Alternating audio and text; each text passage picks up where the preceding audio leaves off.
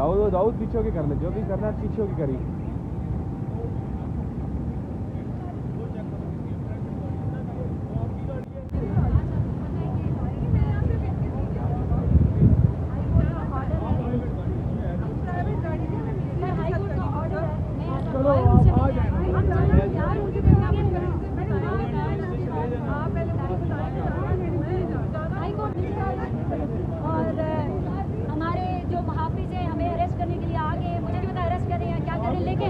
High court का order है। बाल साहब इधर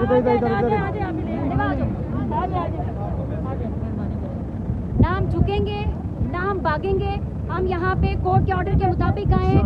मैं कोर्ट से ये मैं इस्लामाबाद कोर्ट से ये अपील करूंगी कि आपके ऑर्डर के मुताबिक एज अ लॉयर मैं यहाँ खान साहब से मिलने हर हफ्ते आती हूँ और ये देख लें कि यहाँ पे क्या तमाशा लग रहा है। तो जी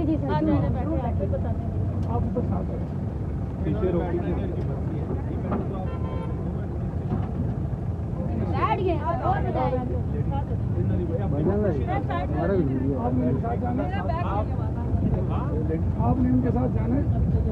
इनके साथ क्या मतलब एक आदमी सर जी थोड़ा सा पीछे हो जाए मेहरबानी। इन्हें गिला ले चौकी दिला।